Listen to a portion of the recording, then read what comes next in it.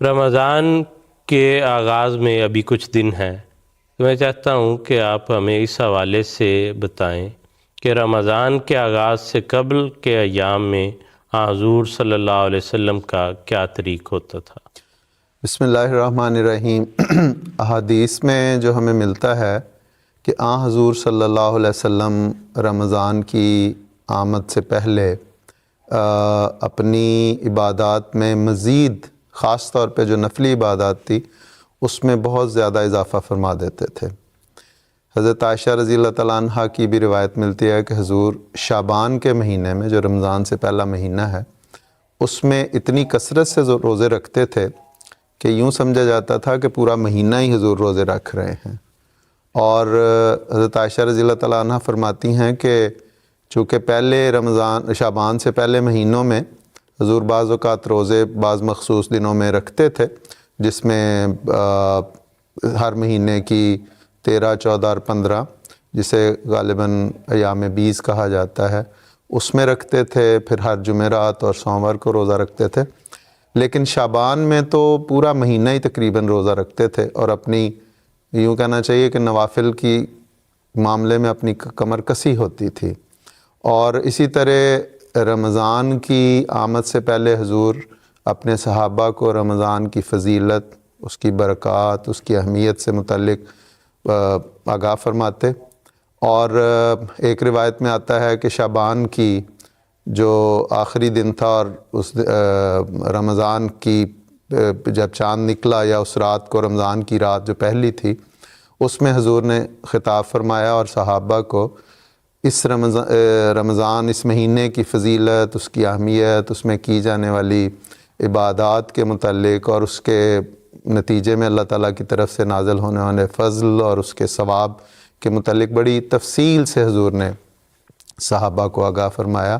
اور اس میں چھوٹی چھوٹی نیکیاں، مثلاً کسی ضرورت مند کی افطاری کروانا، اس کے ثواب کے متعلق، نوافل پڑھنے کے متعلق، فرض کی ادائیگی کے متعلق کہ اس کا 70 گنا زیادہ ثواب ملتا ہے، تو اس قسم کی حضور اس میں کرتے تھے۔ لیکن اس میں ایک میں ساتھ وضاحت بھی کرنا چاہتا ہوں کہ حضور صلی اللہ علیہ وسلم کی اپنی ایک بالکل الگ کیفیت تھی۔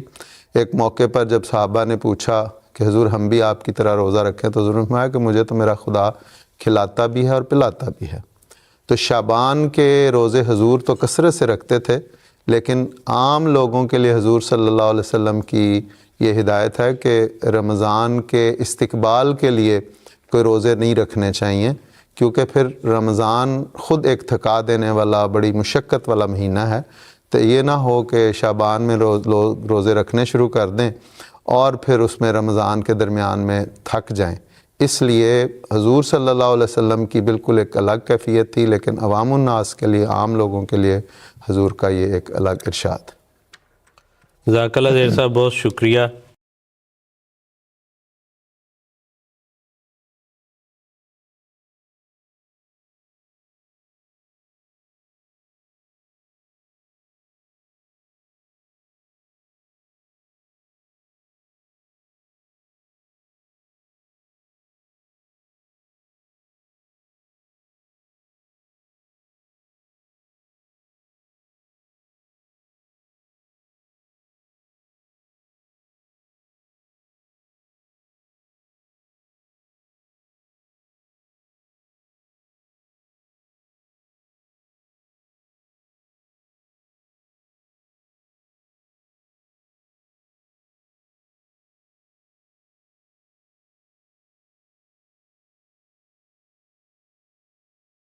ایک سوال عارف الزمان صاحب کا بنگلہ دیش سے تھا، جو انہوں نے آڈیو میسیج کی شکل میں ہمیں بھیجا تھا، تو پہلے ان کا وہ سوال سن لیتے ہیں۔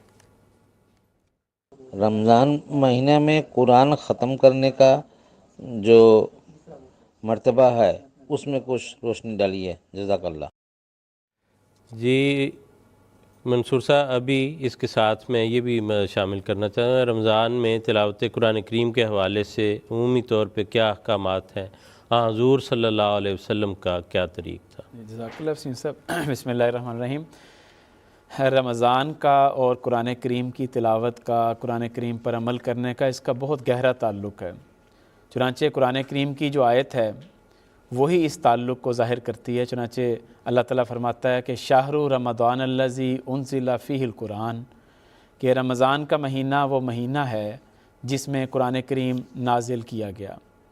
اب اس کے دو مطلب لیے جاتے ہیں، ایک تو یہ کہ رمضان گویا عبادات کا مہینہ ہے اور قرآن بھی اسی کے متعلق نازل کیا گیا، یعنی خدا سے ملانے کے حوالے سے رمضان کی اور قرآن کی دونوں کی بہت اہمیت ہے۔ دوسرا یہ مطلب بھی لیا جاتا ہے کہ 24 تاریخ کو 24 رمضان المبارک کو بعض روایات میں یہ ملتا ہے کہ قرآن کریم کا آغاز ہوا یا قرآن کریم نازل ہونا شروع ہوا، تو یہ بھی ایک تعلق بن جاتا ہے۔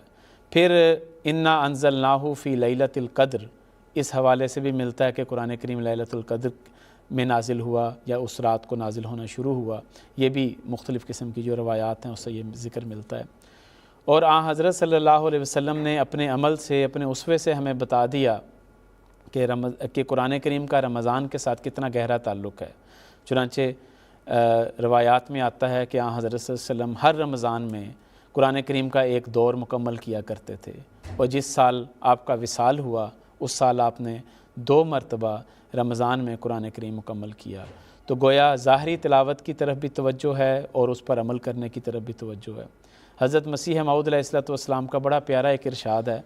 حضور فرماتے ہیں کہ قرآن کریم ایک ہفتے میں انسان کو پاک کر سکتا ہے اگر کوئی صوری اور معنوی اعراض نہ ہو، اور پھر فرمایا قرآن تم کو نبیوں کی طرح کر سکتا ہے اگر تم اس سے نہ بھاگو۔ تو بڑی عظیم الشان خوشخبری ہے۔ اور جو صوری اعراض ہے اس کا میں تھوڑا سا ذکر کرنا چاہوں گا۔ اس کا مطلب یہ ہے کہ قرآن کریم کی ظاہری تلاوت نہ کرنا، قرآن کریم کو ظاہری طور پہ نہ پڑھنا، اور قرآن کا معنوی اعراض اس کا مطلب یہ ہے کہ قرآن کریم پر عمل نہ کرنا اور اس کے احکامات کو اہمیت نہ دینا۔ تو یہ قرآن کریم کی اہمیت ہے۔ پھر اسی طرح احادیث میں جب ہم مزید غور کریں، کچھ دیکھیں، تو احادیث میں یہ ذکر ملتا ہے کہ قیامت کے دن روزے اور قرآن بندے کی شفاعت کریں گے، اور روزہ کہے گا خدا تعالیٰ کے حضور عرض کرے گا کہ اے خدا، اس بندے کو میں نے دن میں کھانے پینے سے اور خواہشات نفسانی سے میں نے روکے رکھا، اے خدا اس کے حق میں میری شفاعت قبول کر، اس کو بخش دے۔